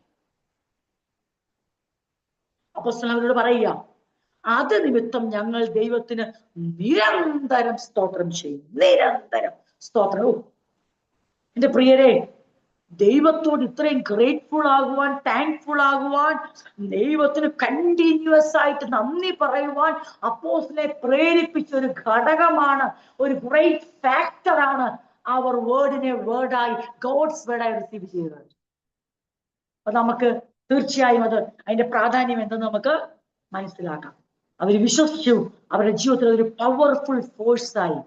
എന്തിനാ പവർഫുൾ ഫോഴ്സായി? നമുക്ക് ഇഷ്ടമുള്ള എല്ലാം സാധിപ്പിച്ചെടുക്കാനും, നമ്മൾ പറയുന്ന വരുതിക്ക് ദൈവത്തെ നിർത്താനും. എന്തിനാ വേർഡ് ഓഫ് ഗോഡ് നമ്മളിൽ ഡൈനാമിക് പവർ ചെലുത്തുന്നത്, പവർഫുൾ ഫോഴ്സായി പ്രവർത്തിക്കുന്നത്? നമ്മൾ വരയ്ക്കുന്ന വരയിൽ ദൈവത്തെ നിർത്താനോ, നമ്മൾ പറയുന്ന പോലെ ദൈവത്തെ കൊണ്ട് ചെയ്യിപ്പിക്കാനോ, നമ്മൾ ആജ്ഞാപിക്കുന്ന, നമ്മുടെ ആജ്ഞാനുവർത്തിയായി കൽപ്പിക്കുന്ന പോലെ സംഭവിക്കാനോ? അങ്ങനെ പലരും ദൈവത്തിന്റെ വ്യാപാര ശക്തിയെ കുറിച്ച് കേൾക്കുമ്പോൾ ഓടി എത്തണമെന്നറിയാമോ? ഉണ്ടാകട്ടെ, നടക്കട്ടെ, ഇപ്പോൾ ഇതിനു വേണ്ടി. ഈ ഡൈനാമിക് പവർ എന്നൊക്കെ കേൾക്കുമ്പോഴേ എല്ലാവരുടെ മനസ്സിൽ പിന്നെ കൊടികുത്തി വാഴുന്ന ഈ ചിന്തകളാണ്. അത് കാരണം എന്താ, പിന്നെയും തദൈവ, പിന്നെയും പ്രയോജനമൊന്നുമില്ല. കാരണം നോ ട്രാൻസ്ഫോർമേഷൻ. കാരണം റിസീവ് ചെയ്യുന്നത് പോലും സെൽഫിഷ് ആയിട്ടാണ്, സ്വാർത്ഥതയോടാ. എങ്ങനെ എന്റെ തന്നിഷ്ടം സാധിപ്പിച്ചെടുക്കാം, എങ്ങനെ എന്റെ മാനം പോയത് പിടിച്ചെടുക്കാം, ഉള്ളത് നിലനിർത്താം, അതിനെക്കുറിച്ചാണ് ഇവിടെ പറയുന്നത്. തെളിവ് അടുത്ത ഭാഗങ്ങൾ വായിക്കുമ്പോൾ നമുക്ക് മനസ്സിലാവും. അത് അവരെങ്ങനെ അതിനെ കാണിച്ചെന്നുള്ളത്. അതിന്റെ അടുത്ത ഭാഗങ്ങൾ ഇങ്ങനെയാണ് നമ്മൾ വായിക്കുന്നത്. സഹോദരന്മാരെ, 14-ാം വാക്യം, യഹൂദ്യയിൽ ക്രിസ്തുവേശുവിലുള്ള ദൈവസഭകൾക്ക് നിങ്ങൾ അനുകാരികളായി തീർന്നു. അവർ യഹൂദരാൽ അനുഭവിച്ചു തന്നെ നിങ്ങളും സ്വജാതിക്കാരാൽ അനുഭവിച്ചുവല്ലോ. യഹൂദർ കർത്താവായ യേശുവിനെ സ്വന്തം പ്രവാചകന്മാരെ കൊന്നവരും ഞങ്ങളെ ഓടിച്ചു കളഞ്ഞവരും ദൈവത്തെ പ്രസാദിപ്പിക്കാത്തവരും സകല മനുഷ്യർക്കും വിരോധികളും ജാതികൾ രക്ഷിക്കപ്പെടേണ്ടതിനായി ഞങ്ങൾ അവരോട് പ്രസംഗിക്കുന്നത് വിലക്കുന്നവരുമാകുന്നു. അങ്ങനെ അവർ തങ്ങളുടെ പാപങ്ങളെ എപ്പോഴും പൂരിപ്പിക്കുന്നു, എന്നാൽ ദൈവക്രോധം അവരുടെ മേൽ മുഴുത്തു വന്നിരിക്കും. എന്താ ഇതിന്റെ അർത്ഥം? A true reception of God's word includes facing persecution and challenges for the sake of the gospel. സത്യമായി ദൈവവചനം സ്വീകരിക്കുന്ന ഒരാളുടെ ജീവിതത്തിൽ രക്ഷിക്കപ്പെടുന്ന ആ മഹാസംഭവം, ആ ഗ്രേറ്റ് ഈവന്റ് നടക്കുന്നത് മാത്രമല്ല, തുടർന്ന് പ്രതിസന്ധികളെ, പീഡനങ്ങളെ, വെല്ലുവിളികളെ തരണം ചെയ്യുവാൻ അവർ റിസീവ് ചെയ്ത സുവിശേഷത്തിന് വേണ്ടി ഏതു പ്രതിസന്ധിയെയും പീഡനങ്ങളെയും തരണം ചെയ്യുവാൻ അവരെ പ്രാപ്തരുമാണ്. അതാണ് അപ്പോസ്തലൻ ഇതിൽ കണ്ട അടുത്ത പ്രത്യേകത. അപ്പോസ്തലൻ പറയാണ്, എനിക്കറിയാം സഹോദരന്മാരെ, അപ്പോസ്തലൻ അവിടെ നടന്ന സംഭവങ്ങളൊക്കെ അറിയാം, താനും നന്നായിട്ട് അനുഭവിച്ചതാ. സഹോദരങ്ങളെ, സ്വന്തം ജനത്തിൽ നിന്ന് കഷ്ടം സഹിച്ചുകൊണ്ട് നിങ്ങളും യഹൂദ്യ നാട്ടിൽ യഹൂദരിൽ നിന്ന് തന്നെ കഷ്ടം സഹിച്ച ക്രിസ്തുവേശുവിലുള്ള ദൈവസഭകളെ അനുകരിക്കുന്നവരായി തീർന്നു. നിങ്ങളത് മനസ്സിലായോ? ഞാൻ 2 പ്രാവശ്യം വായിച്ചു. അതെന്തെന്ന് ചോദിച്ചാൽ, തെസ്സലോനിക്ക ദേശത്ത് അവരുടെ സ്വന്തക്കാരിൽ നിന്ന് തന്നെ, സ്വന്തം ജനത്തിൽ നിന്ന് തന്നെ അവർക്ക് പീഡനങ്ങൾ ഉണ്ടായി, അവരത് സഹിച്ചു. എന്നിട്ട് പറയുകയാണ്, അങ്ങനെ സഹിച്ചപ്പോൾ നിങ്ങളിപ്പോ വീണ്ടും മാതൃകയാണ്. എന്ത് കാര്യത്തിലാണ് മാതൃകയായത്? ക്രിസ്തുവേശുവിലുള്ള യഹൂദ്യദേശത്തുള്ള ദൈവസഭകൾക്ക് ഇതേ അനുഭവം ഉണ്ടായേ. എന്താ അനുഭവം? അവിടെ ഈ സ്വന്തം ജനമായ യഹൂദർ തന്നെയാണ് സഭകളെ പീഡിപ്പിക്കുന്നത്. അവരും അത് സഹിച്ചു. തെസ്സലോനിക്കരെ, നിങ്ങൾ നിങ്ങളുടെ നാട്ടുകാരിൽ നിന്നുള്ള പ്രതിസന്ധികളും വെല്ലുവിളികളും നിങ്ങൾ സഹിച്ചു, നിങ്ങൾ ഫേസ് ചെയ്യുന്നു. അപ്പോൾ നിങ്ങളുടെ വിശ്വാസം നിങ്ങൾ കൈ മുതലായി പിടിച്ചിരിക്കുന്നു, സത്യവചനത്തെ മുറുകെ പിടിച്ചിരിക്കുന്നു. നിങ്ങളുടെ ജീവിതത്തിലുള്ള അടിപൊളി നിങ്ങൾ പിന്മാറാൻ തയ്യാറല്ല. നിങ്ങളിപ്പോ ആരെ അനുകരിക്കാന്നറിയാമോ?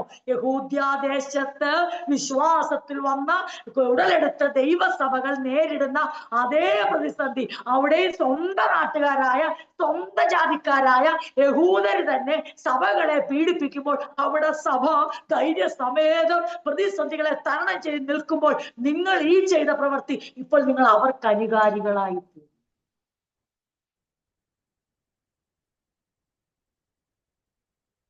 ചുരുക്കി പറഞ്ഞ,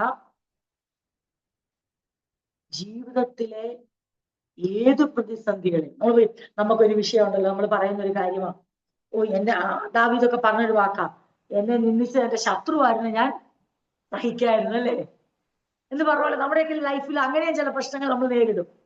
എനിക്ക് സഹിക്കായിരുന്നു, പക്ഷെ ഇത് അങ്ങനല്ല. കേട്ടോണം, വചനമായിട്ട് റിസീവ് ചെയ്യുന്ന എല്ലാരും കേട്ടോണം, നമുക്ക് അകത്തു നിന്നുള്ള കഷ്ടം സഹിക്കാൻ പറ്റും, പുറത്തു നിന്നുള്ള കഷ്ടം സഹിക്കാൻ പറ്റും. ഇൻഫോർമേഷൻ അല്ല, ട്രാൻസ്ഫോർമേഷന് വേണ്ടി മാനുഷിക വാക്കുകളായിട്ടല്ല, ദൈവിക വചനമായിട്ട് വചനത്തെ റിസീവ് ചെയ്യുന്ന എല്ലാരും കേട്ടോണം, നമ്മളെ സംബന്ധിച്ച് നമ്മൾ തെളിയിച്ചിരിക്കും, ദൈവം തെളിയിപ്പിച്ചിരിക്കും. അകത്ത് നിന്ന് പ്രയാസം ഉണ്ടായാലും പുറത്തു നിന്നുണ്ടായാലും അതിനെ ഫേസ് ചെയ്യുവാൻ, അതിനെ തരണം ചെയ്യുവാൻ ഉള്ള കൃപ നമ്മളിൽ വചനം കൊണ്ട് പ്രവർത്തന നിരതമായിരിക്കും. ഒരിക്കലും നമ്മൾ പറയേണ്ട വരത്തില്ല ഇതായി പോയോണ്ടാ, അതായിരുന്നെങ്കിൽ. കാരണം നാം ഇൻഫോർമേഷന് വേണ്ടി അല്ല വചനം കേട്ടത്, നാം മാനുഷ്യ വാക്കുകളായിട്ടല്ല വചനം കേട്ടത്. ദൈവിക വാക്കുകളായി വചനമായി ട്രാൻസ്ഫോർമേഷന് വേണ്ടി റിസീവ് ചെയ്ത വചനം നമ്മളെ എന്തിന് പ്രാപ്തരാക്കുമെന്നറിയാമോ?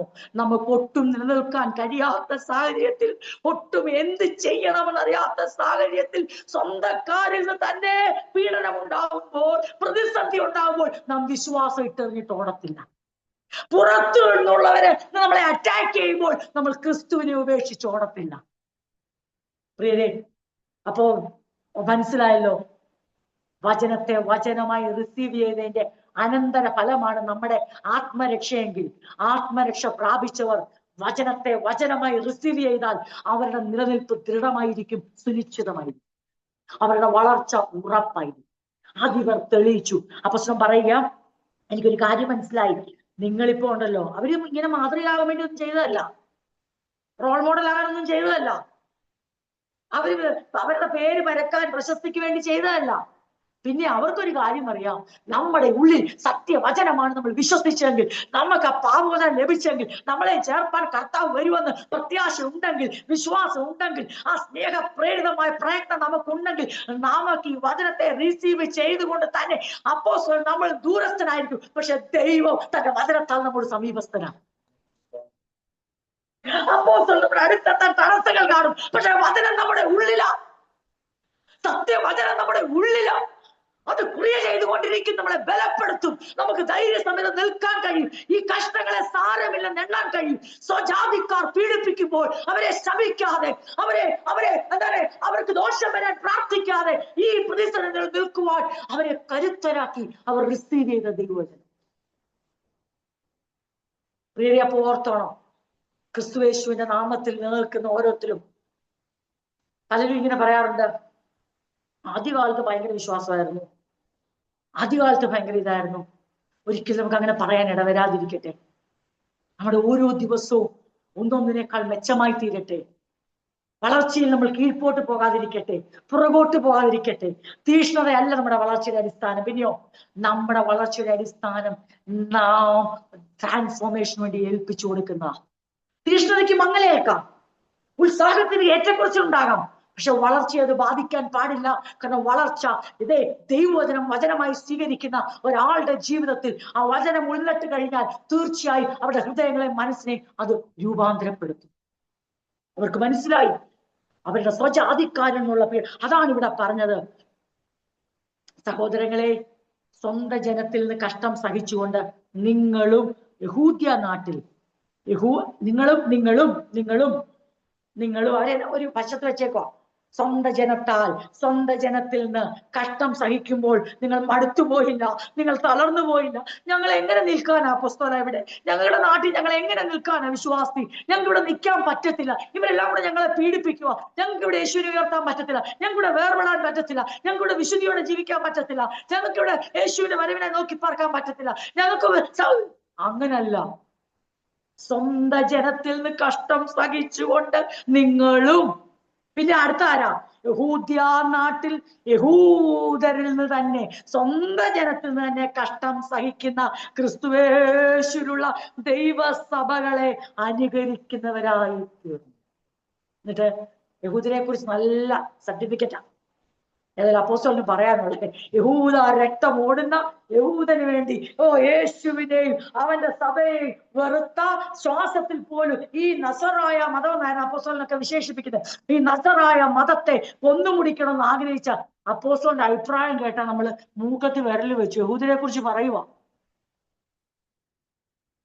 ഒരാൾ വേർപെട്ട് കഴിയുമ്പോഴേ, ഒരാൾ കർത്താവിനെ ആയി കഴിയുമ്പോഴേ അവിടെ പറയുന്ന വാക്ക് നിങ്ങൾ ശ്രദ്ധിച്ചോ? യഹൂദർ കർത്താവായ യേശുവിനെയും പ്രവാചകന്മാരെയും വധിച്ചു. സ്തെഫാനസിനെ വധിക്കാൻ കൂട്ടുന്ന ആളാ. ഒരാളുടെ രൂപാന്തരം നോക്കിയ പ്രിയരെ. സ്തെഫാനസിനെ വധിക്കാൻ അനുവാദം ചോദിച്ചപ്പോൾ അനുവാദം കൊടുത്ത് കല്ലെറിയാൻ ഒരുങ്ങിയവരുടെ മേലങ്കി സൂക്ഷിച്ച് വസ്ത്രങ്ങളൊക്കെ ഞാൻ പിടിച്ചോളാം ധൈര്യമായി എറിഞ്ഞോ കൊല്ലവനെ എന്ന് പറഞ്ഞ ശൗലെന്ന ആ മനുഷ്യൻ പറയുക,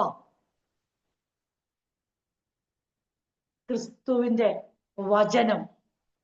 വചനമായി ഉള്ളിൽ സ്വീകരിച്ച് ട്രാൻസ്ഫോംഡ് ആയ രൂപാന്തരപ്പെട്ട വീണ്ടും ആ വചനമായി തന്നെ സ്വീകരിച്ച് പ്രതിസന്ധികളെ തരണം ചെയ്ത് നിലനിൽക്കുന്ന അപ്പോസ്തലൻ പറയുക, നിങ്ങളെ എനിക്ക് നന്നായിട്ട് മനസ്സിലാകും. ക്രിസ്തുവേശിലുള്ള യഹൂദ നാട്ടിലുള്ള ദൈവസഭകളുടെ കഷ്ടങ്ങളും എനിക്കറിയാം. ഈ കഷ്ടത്തിലൂടെ കടന്നുപോയ മനുഷ്യൻ ഇപ്പോൾ ജനത്തെ വിവേചിക്കുക. യഹൂദർ കർത്താവായ യേശുവിനെ പ്രവാചകന്മാരെ വധിച്ചു. എന്നിട്ട് അടുത്തത് കേട്ടോണേ, ഞങ്ങളെ ആട്ടിപ്പായിക്കുകയും ചെയ്തു. നമ്മുടെ ഇതിനകത്ത് നമ്മളെ ഓടിച്ച് ഞങ്ങളെ ആട്ടിപ്പായിക്കുകയും ചെയ്തു. പ്രിയരെ, ആട്ടിപ്പായിക്കുമ്പോഴും ഓടിച്ചു കളയുമ്പോഴും ഈ കേരളക്കര കണ്ടതാ ദൈവവചനമായി സ്വീകരിച്ച ഈ നാട്ടിൽ സത്യവിശ്വാസികളെ, സത്യവേലക്കാരെ, ശിഷ്യഗണത്തെ, ദൈവമക്കളെ ആട്ടിപ്പായിക്കുന്ന കാലഘട്ടത്തിൽ എങ്ങനെ തന്റെ മക്കൾ നിന്നെന്നുള്ളത് ഈ കേരളക്കര കണ്ടതാ. അത് യഹൂദ്യ നാട്ടിൽ മാത്രമല്ലേ, അത് തെസ്സലോനിക്ക ദേശത്ത് മാത്രമല്ലേ, അത് ഫിലിപ്പിയ ദേശത്ത് മാത്രമല്ലേ, അത് കേരളവും കണ്ടതാ, ഈ എടത്വാ ദേശവും അത് കണ്ടതാ. ഇനിയും കാണട്ടെ. നമുക്ക് അവന്റെ നാമത്തെ ഉയർത്തുവാൻ അവന്റെ വചനത്തെ ഉള്ളിലേക്ക് സ്വീകരിക്കാം, വചനമായി സ്വീകരിക്കാം. ആട്ടിപ്പായിച്ചു, ഓടിച്ചു കളഞ്ഞു, പക്ഷെ ജീവിതത്തെ ബാധിച്ചില്ല. പ്രിയരെ, ദൈവവചനമുള്ളിൽ വസിക്കാത്രത്തോളം കാലം, ദൈവവചനം ഡൈനാമിക് പവർ ചൊലുത്താത്രത്തോളം കാലം, ദൈവവചന പ്രവർത്തനം നിരതമല്ലെങ്കിൽ ആട്ടിപ്പായിക്കല് പോയിട്ട് ഒരു മുഖക്കറപ്പ് പോലും, മുഖമാറ്റം പോലും നമ്മൾ താങ്ങത്തില്ല. നമ്മളെ കൊണ്ട് കഴിയത്തില്ല അതിന്. അപ്പോസ്തലൻ പറയാ, ഞങ്ങളെ ആട്ടിപ്പായിക്കുകയും ചെയ്തു. പക്ഷെ ഞങ്ങൾക്ക് അവരെ മനസ്സിലായി. ഉടനെ ഞങ്ങൾ ഞങ്ങളുടെ വിശ്വാസം ഒന്ന് ത്യജിക്കാൻ തയ്യാറായില്ല. അവർ ദൈവത്തെ പ്രസാദിപ്പിക്കാത്തവരും. ആരാ? യഹൂദർ. അപ്പോസ്തലൻ സ്വന്തം ജനം, സ്വന്തം ജാതി, സർവ മനുഷ്യരോടും ശത്രുത പുലർത്തുന്നവരുമാണ്. ഞങ്ങളല്ല അവരോട് ശത്രുത പുലർത്തുന്നേ, അവര് ഞങ്ങളോടാ ശത്രുത. ഈ വാക്യം വായിച്ച് നിർത്താൻ പോവുക. ഈ അടുത്ത സെന്റൻസ് കൂടെ വായിച്ച് നമുക്ക് മെസ്സേജ്. യഹൂദേതരർ രക്ഷിക്കപ്പെടാതിരിപ്പാൻ. എന്തുവാ യഹൂദേതർ എന്ന് പറഞ്ഞ? യഹൂദര് അല്ലാത്ത, അതായത് തെസ്സലോനിക്കർ, ഫിലിപ്പിയ ദേശക്കാർ, റോമാദേശക്കാർ, ഗലാത്യ ദേശക്കാർ, സിറിയ ദേശക്കാർ, പുറത്തുള്ള യഹൂദരല്ലാത്തവർ രക്ഷിക്കപ്പെടാതിരിപ്പാൻ അവരോട് പ്രസംഗിക്കുന്നത് ഞങ്ങളെ നിരോധിക്കുന്നു, ഞങ്ങളെ വിലക്കുന്നു, ആട്ടിപ്പായിക്കുന്നു, വിലക്കുന്നു. അവർ തങ്ങളുടെ പാപങ്ങൾ എല്ലായ്പ്പോഴും കൂമ്പാരമായി കൂട്ടുന്നു. അതുകൊണ്ട് ഞങ്ങൾക്ക് ഇനി വയ്യായെന്നല്ല, അതുകൊണ്ട് ഞങ്ങൾക്ക് ഇനി രക്ഷയൊന്നും വേണ്ട, എത്രത്തോളം ആണെന്നല്ല, അവരുടെ നാശത്തെ കുറിച്ചാണ് പറയുന്നത്. ഇത് നിമിത്തം ക്രോധം പൂർണ്ണമായി അവരുടെ മേൽ നിബന്ധിച്ചിരിക്കുന്നു, എന്നാൽ ദൈവക്രോധം അവരുടെ മേൽ മുഴുത്തു വന്നിരിക്കുന്നു. ഇന്ന് രാത്രി നമ്മളെ ആട്ടിപ്പായിക്കുന്നവരെ, നമ്മളോട് ശത്രുത പുലർത്തുന്നവരെ കണ്ടിട്ട് ഇട്ടിട്ട് പോകാനുള്ളതാണോ നമ്മുടെ വിശ്വാസം?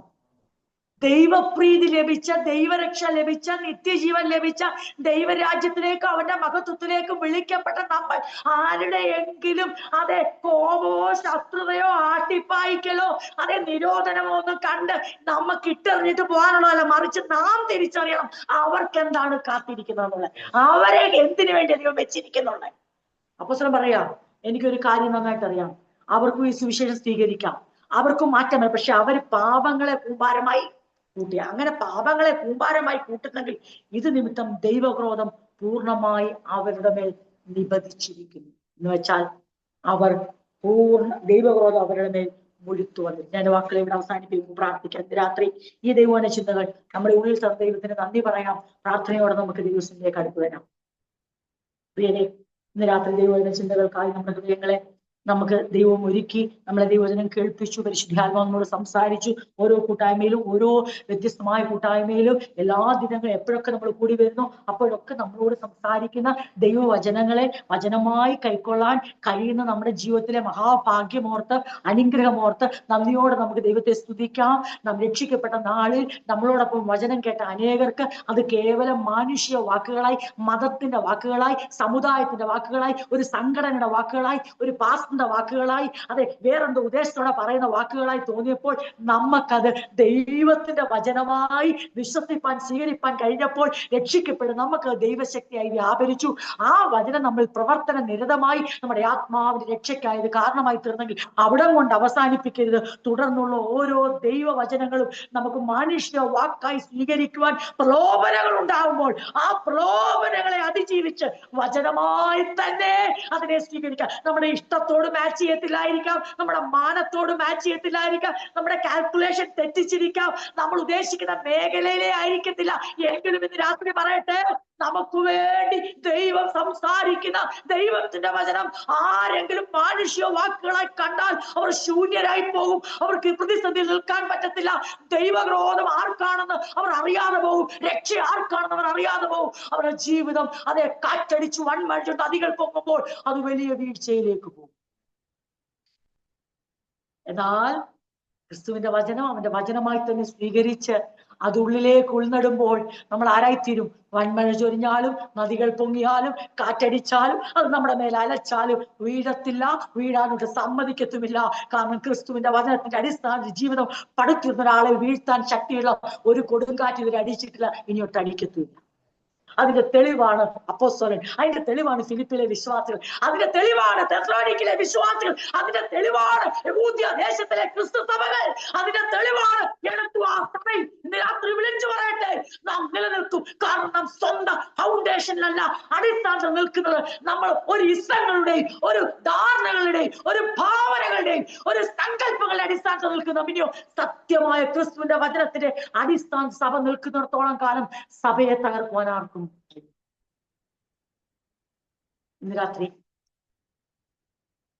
കഷ്ടങ്ങൾ ഏറുന്നുണ്ടെങ്കിൽ നമുക്ക് എന്ത് ഏറുമെന്നറിയാമോ? കൃപയും വർദ്ധിപ്പിച്ചു തരും. വെല്ലുവിളികൾ ഏറുന്നുണ്ടെങ്കിൽ ഉള്ളിൽ പ്രവർത്തന നിരതമായിരിക്കുന്ന വചനം ശക്തമായി നമ്മളെ തയ്യാറാക്കിക്കൊണ്ട് നമ്മളെ സജ്ജമാക്കിക്കൊണ്ടിരിക്കും അതിനെ നേരിടുവാൻ. തെസ്സലോനിക്കയെ ധൈര്യപ്പെടുത്തിയ, ഫിലിപ്പിയ വിശ്വാസത്തെ ധൈര്യപ്പെടുത്തിയ, യഹൂദ്യയിലെ ക്രിസ്തു സഭകളെ ധൈര്യപ്പെടുത്തിയ ആ ദൈവത്തിന്റെ വചനം ഇന്ന് രാത്രി നമ്മൾ ഓരോരുത്തരിലും ശക്തമായി പ്രവർത്തന നിരതമായിരിക്കുന്നു. നമുക്ക് ദൈവവചനമായി തന്നെ സ്വീകരിക്കാം. നമുക്ക് അവന്റെ നാമത്തിന് വേണ്ടി ഉറച്ചു നിൽക്കാം. ശത്രുതയുള്ളവരെ തിരിച്ച് ശത്രുതയോടെ കാണണ്ട. എന്നാൽ അപ്പോസ്തലൻ പൗലോസ് പറയുന്നു, ഞാൻ നന്നായി ഇവരെ മനസ്സിലാക്കിയിരിക്കുന്നു. ഇവരുടെ പ്രകൃതമെന്തവാ? ഇവർ പ്രവാചകന്മാരെ വധിച്ചു, യേശുവിനെയും വധിച്ചു. ഇവരുടെ പ്രകൃതമെന്തവാ? ഇവർ ജാതികളോട് സുവിശേഷം പറയാൻ സമ്മതിക്കുന്നില്ല. ഇവരുടെ പ്രകൃതമെന്തവാ? ഞങ്ങളെ ആട്ടിപ്പായിച്ചു. പക്ഷെ എനിക്കൊരു കാര്യം മനസ്സിലായി, അവരുടെ പാപത്തെ മുഴുപ്പിക്കുക, പൂരിപ്പിക്കുക, കൂമ്പാരമായി കൂട്ടുക. ദൈവക്രോധം വിളിച്ചു വരുത്തുമ്പോൾ ഞങ്ങളോ അത് കണ്ട് പിന്മാറാൻ തയ്യാറല്ല. ഞങ്ങൾ കർത്താവിന്റെ വരവിന് വേണ്ടി അവന്റെ പ്രത്യക്ഷതയിൽ പ്രിയം വെച്ചുകൊണ്ട് നീതിര കിരീടത്തിനായി കാത്തിരുന്നുകൊണ്ട് തെസ്സലോനിക്ക സഭയെ അതിനായി ഒരുക്കി, ഫിലിപ്പിയ സഭയെ അതിനായി ഒരുക്കി, ഗലാത്യ സഭകളെ അതിനായി ഒരുക്കി, റോമയിലെ സഭയെ അതിനായി ഒരുക്കി, യഹൂദ്യ സഭകളെ അതിനായി ഒരുക്കി, അതെ ദമസ്കോസിലെ സഭകളെ അതിനായി ഒരുക്കി. അപ്പോസ്തലൻ ജയാളിയായി മുന്നേറുന്നു. ഇന്ന് രാത്രി നമുക്കും ജയാളികളായി മുന്നേറാം. ഈ വചനങ്ങളാൽ ദൈവം നമ്മെ